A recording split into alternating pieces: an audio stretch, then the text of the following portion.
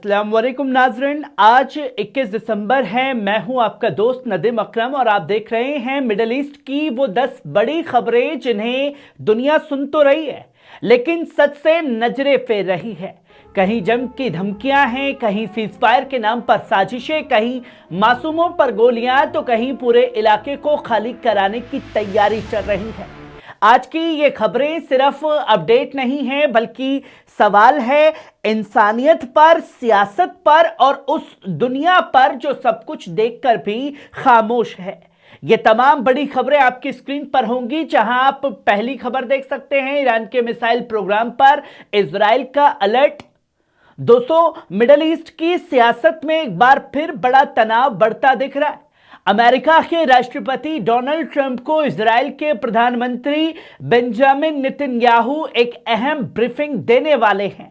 Report के मुताबिक Israel का दावा है कि ईरान अपने बैलिस्टिक मिसाइल प्रोग्राम को फिर से तेजी से आगे बढ़ा रहा है, जो पूरे इलाके के लिए बड़ा खतरा बन सकता है। इजरायली अधिकारियों को शक है कि ईरान उन न्यूक्लियर साइट्स को दोबारा तैयार कर रहा है जिन पर जून में अमेरिका ने बमबारी की थी।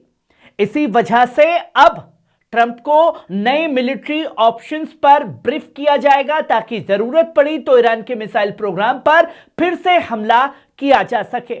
वहीं आप दूसरी खबर देखिए, अमेरिका, मिस्र, कतर और तुर्की की एक अहम बैठक। दोस्तों, गजा में सीजफायर को लेकर एक अहम डिप्लोमेटिक कदम सामने आया है। शुक्रवार को यूनाइटेड स्टेट, इजिप्ट, कतर, तुर्की के नुमाइंदों ने अमेरिका के मियामी शहर में एक अहम बैठक की है गजा को लेकर के। अमेरिकी दूत स्टीव विटकॉफ की ओर से जारी बयान में कहा गया है कि गजा के लिए बनाए गए कॉम्प्रिहेंसिव पीस प्लान के फेज पर अगले कदमों की समीक्षा की गई है। बयान के मुताबिक सीजफायर प्लान के दूसरे चरण को आगे बढ़ाने के लिए आने वाले हफ्तों में और भी बातचीत जारी रहेगी। वहीं आप तीसरी खबर देखिए, सीरिया में इजराइल की बड़ी कार्रवाई। दोस्तों, इजरायली फौज ने सीरिया से जुड़ा एक बड़ा कदम उठाया है और दावा किया है कि इजरायली सेना के मुताबिक उसके जवानों ने इस हफ्ते की शुरुआत में दक्षिण सीरिया के राफिद इलाके में एक ऐसे शख्स को गिरफ्तार किया है जिसका ताल्लुक आतंकी संगठन आईएसआईएस से बताया जा रहा है। फौज ने साफ तौर पर कहा कि बुधवार को एक स्पेशल ऑपरेशन के तहत इस संदिग्ध आतंकी को पकड़ा गया है और फिर उसे इजराइल ले जाया गया है। इजरायली बयान के मुताबिक अब इस शख्स ने आगे की पूछताछ इजरायली इलाके में की जाएगी। वहीं आप चौथी खबर देखिए, लेबनानी हुकूमत का एक बड़ा दावा जिसने खलबली मचाई। दोस्तों, लेबनान से एक अहम और संवेदनशील अपडेट सामने आया है।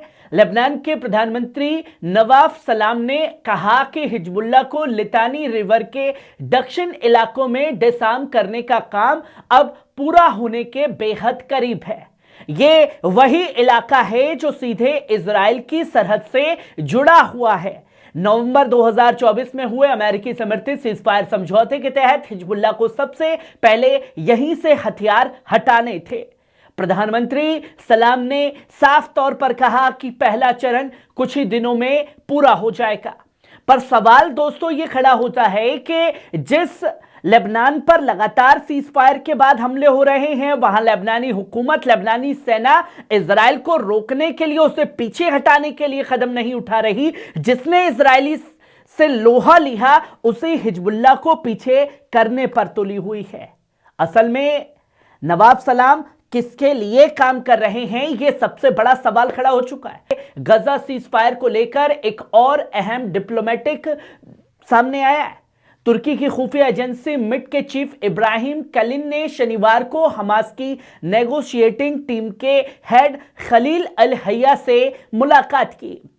तुर्की सिक्योरिटी सूत्रों के मुताबिक यह मीटिंग इस्तांबुल में हुई, जहां गजा सीजफायर समझौते के तहत पीस प्लान के दूसरे चरण पर आगे बढ़ाने को लेकर जरूरी कदमों पर चर्चा हुई है।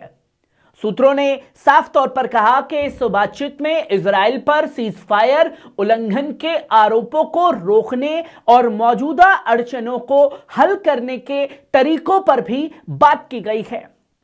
वहीं आप छठी खबर देखिए, वेनेजुएला के तेल टैंकर पर अमेरिका की एक बड़ी कार्रवाई। दोस्तों, अमेरिका और वेनेजुएला के बीच तनाव एक बार फिर बढ़ गया है। शनिवार को यूनाइटेड स्टेट ने वेनेजुएला के तट के पास एक ऑयल टैंकर को अपनी हिरासत में लिया। इस कार्रवाई को कराकस ने चोरी और किडनैपिंग करार दिया है। अमेरिकी होमलैंड सिक्योरिटी चीफ क्रिट्स नोएम ने साफ तौर पर कहा कि यूएस कोस्ट गार्ड ने सुबह सुबह ऑपरेशन में इस टैंकर को रोका जो वेनेजुएला से जुड़ा हुआ था। यह कार्रवाई ऐसे वक्त में हुई है जब राष्ट्रपति डोनाल्ड ट्रंप ने वेनेजुएला आने जाने वाले सेक्शंस वाले तेल जहाजों पर ब्लॉकेड का ऐलान किया। अमेरिका का दावा है कि सेंचुरीज सेक्शंस वाले वेनेजुएला की सरकारी तेल कंपनी पीडीवीएसए का तेल ले जा रहा था। वहीं वेनेजुएला ने साफ कहा कि इस कदम के लिए अमेरिका को कानून और तारीख के सामने जवाब देना होगा। वहीं आप सातवीं खबर देखिए, ईरान का बड़ा दावा। दोस्तों, ईरान की तरफ से इजराइल को लेकर एक सख्त और खुला बयान सामने आया है। ईरानी सशस्त्र बलों के deputy chief of staff Ahmad Vahidi ने साफ कहा कि इजराइल आज गंभीर संकट में है और यह बात अब दुनिया से छुपी हुई नहीं रही है। अलमायदीन से बातचीत में उन्होंने साफ कहा कि ईरान हर डेवलपमेंट पर करीबी नजर रखे हुए है और हर मसले की गहरी मॉनिटरिंग भी की जा रही है। वाहिदी ने आरोप लगाया कि इजराइल मीडिया और साइकोलॉजिकल वॉर के जरिए अपनी कमजोरी छुपाने की नाकाम कोशिश लगातार कर रहा है। यह बयान ऐसे वक्त में आया है जब इजरायली प्रधानमंत्री बेंजामिन नेतन्याहू की अमेरिका यात्रा की चर्चा है और तेहरान को लगातार धमकियां दी जा रही हैं। ईरान का बड़ा दावा है कि 12 दिनों की जंग में इजराइल को शर्मनाक हार मिली और हालिया धमकियां उसी हार पर पर्दा डालने की एक बड़ी कोशिश है। इसी बीच ईरान के इस्लामिक रिवोल्यूशनरी गार्ड कोपर्स ने साफ तौर पर कहा कि इजराइल ईरानी मिसाइल लॉन्च पैड्स का 3% से भी कम नुकसान कर पाया है और ईरान की मिसाइल ताकत आज भी पूरी तरह एक्टिव और असरदार है। वहीं आप 8वीं खबर देखिए, गजा पर इजरायली हमले जारी हैं। दोस्तों, गजा स्ट्रिप में इजरायली जुल्म आज भी थमने का नाम नहीं ले रहा है। शनिवार को इजराइल की फौज ने गोलीबारी की, फायरिंग की और बड़े पैमाने पर इमारतों को बम से उड़ाने की कार्रवाई की है। यह सब कुछ मध्य गजा के मकानजी कैंप के दक्षिण पूर्वी इलाकों में इजरायली गाड़ियों से भारी फायरिंग की गई है, जबकि खान यूनुस में रिहायशी इमारतों को जमींदोज कर दिया गया है। तो वहीं बनी सोहेला इलाकों पर भी तोपखाने से हमला हुआ और नसर मोहल्ले में एक और टूटा हुआ मकान पूरी तरह ढाने का काम किया गया। वहीं आप 9वीं खबर देखिए, पश्चिमी तट पर इजरायली गोलीबारी। दोस्तों, न सिर्फ गजा बल्कि वेस्ट बैंक में इजरायली जुल्म एक बार फिर जानलेवा साबित हुआ है। शनिवार शाम सिलेट अल हरीथिया कस्बे में छापेमारी के दौरान इजरायली फौज की गोलीबारी में 22 साल के अहमद सईद जियूद शहीद हो गए, जबकि 3 और लोग जख्मी हुए हैं। फिलिस्तीन रेड क्रिसेंट के मुताबिक अहमद को सीने में सीधे गोली लगी है। उन्हें बचाने की पूरी कोशिश की गई, लेकिन वो जख्मों की ताब ना ला सका। इसी सिलसिले में जनीन के दक्षिण कबतिया में भी 16 साल के रयान अबू मौला इजरायली गोलीबारी में शहीद हो गए हैं। वहीं आप आखिरी और 10वीं खबर देखिए, इजराइल से जुड़े फ्रंट ग्रुप पर गंभीर आरोप। दोस्तों, गजा से जुड़ा एक बेहद चौंकाने वाला खुलासा सामने आया है। अल जजीरा की एक एक्सक्लूसिव डिजिटल जांच में पता चला है कि इजराइल से जुड़े एक शेल कंपनी नेटवर्क में मजबूर फलस्तीनियों से भारी रकम लेकर उन्हें चुपचाप गजा से बाहर भेजने का इंतजाम किया गया।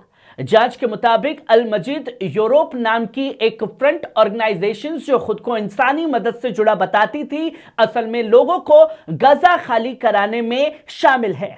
13 नवंबर को 153 फलस्तीनी साउथ अफ्रीका के जोहानिसबर्ग एयरपोर्ट पहुंचे, लेकिन इजरायली एग्जिट स्टैंप ना होने की वजह से उन्हें 12 घंटे तक जहाज में ही रोका गया।